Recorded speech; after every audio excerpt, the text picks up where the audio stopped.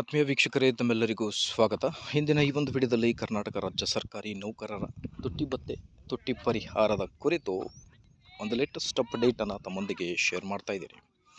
ವಿಡಿಯೋನ ಸ್ಟಾರ್ಟ್ ಮಾಡೋಣ ವೀಕ್ಷಕರೇ. ಅದಕ್ಕಿಂತ ಮುಂಚೆ ನೀವು ಕೊಡುವ ಒಂದೇ ಒಂದು ಲೈಕ್ ನಮಗೆ ಸಪೋರ್ಟ್ ಆಗಿರುತ್ತೆ. ದಯಮಾಡಿ ವಿಡಿಯೋನ ಲೈಕ್ ಮಾಡಿ, ಅದರ ಜೊತೆಗೆ ನಮ್ಮ ಯೂಟ್ಯೂಬ್ ಚಾನಲನ್ನು ಕೂಡ ಸಬ್ಸ್ಕ್ರೈಬ್ ಮಾಡಿಕೊಳ್ಳಿ. ರಾಜ್ಯ ಸರ್ಕಾರಿ ನೌಕರರ ವರ್ಷದ ಮೊದಲನೆಯ ತುಟ್ಟಿ ಭತ್ಯೆ ಜಾರಿ ಆಗುವುದು ಯಾವಾಗ ಮತ್ತು ಎಷ್ಟು ಪರ್ಸೆಂಟರಷ್ಟು ಏರಿಕೆ ಆಗಬಹುದು ಅನ್ನೋದೇ ಒಂದು ದೊಡ್ಡ ಪ್ರಶ್ನೆ. ತಮಗೆ ಗೊತ್ತಿದೆ ವೀಕ್ಷಕರೇ, ರಾಜ್ಯ ಸರ್ಕಾರಿ ನೌಕರರ ಸಂಘದ ರಾಜ್ಯಾಧ್ಯಕ್ಷರಾದ CS ಷಡಾಕ್ಷರಿ ಸರ್ ಅವರು ಆರ್ಥಿಕ ಇಲಾಖೆಗೆ ಮನವಿ ಪತ್ರವನ್ನು ಬರೆದಿರ್ತಾರೆ. ಏಪ್ರಿಲಲ್ಲಿ ನಮ್ಮ ರಾಜ್ಯ ಸರ್ಕಾರಿ ನೌಕರರಿಗೂ ಕೂಡ ಕೇಂದ್ರದ ಮಾದರಿಯಲ್ಲಿ 2% DA ಏರಿಕೆ ಮಾಡಬೇಕು ಅನ್ನೋದ್ರ ಬಗ್ಗೆ.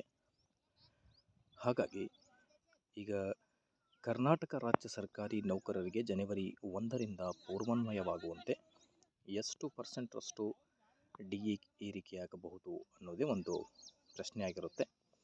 AICPI ಸೂಚ್ಯಂಕ ಆಧಾರದ ಮೇಲೆ ಕೇಂದ್ರಕ್ಕೆ 2% ಜಾರಿಯಾಗಿದೆ. ಕೇಂದ್ರದ 1%ಗೆ ರಾಜ್ಯ ನೌಕರರಿಗೆ 0.722% ಏರಿಕೆ ಆಗುತ್ತೆ. ಆ ಪ್ರಕಾರ ನೋಡ್ತಾ ಬಂದರೆ ಮೇ ಬಿ ನಮ್ಮ ರಾಜ್ಯ ಸರ್ಕಾರಿ ನೌಕರರಿಗೆ 1.5% DA ಏರಿಕೆಯಾಗಬಹುದು ಅನ್ನೋದು ಒಂದು ಹೋಪ್ ಆಗಿರುತ್ತೆ.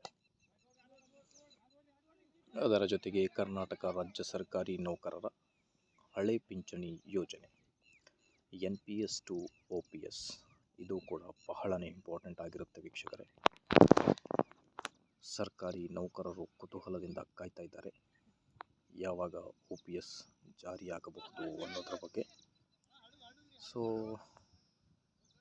ನೀವು ನಿಮ್ಮ ಒಂದು ಅನಿಸಿಕೆ, ಹಳೆ ಪಿಂಚಣಿ ಯೋಜನೆ DA ಮತ್ತು DR ಯಾವಾಗ ಜಾರಿಯಾಗಬಹುದು ಅನ್ನೋದ್ರ ಬಗ್ಗೆ ಒಂದೇ ಒಂದು ಕಮೆಂಟ್ನಲ್ಲಿ ತಿಳಿಸಿ. ನಿಮ್ಮ ಪ್ರಕಾರ ಎಷ್ಟು DA ಏರಿಕೆ ಆಗಬಹುದು? 1.5% ಅಥವಾ 2%? ಸೊ ಅದಾದ ಮೇಲೆ OPS ಕೂಡ ಯಾವಾಗ ಜಾರಿಯಾಗಬಹುದು ಅನ್ನೋದ್ರ ಬಗ್ಗೆ ಕೂಡ ಚರ್ಚೆ ಮಾಡೋಣ. ಸೊ ಇದೇ ಥರ ಮಾಹಿತಿಗೋಸ್ಕರ please like, share and subscribe to my channel ವೀಕ್ಷಕರೇ. Thank you friends for watching this video.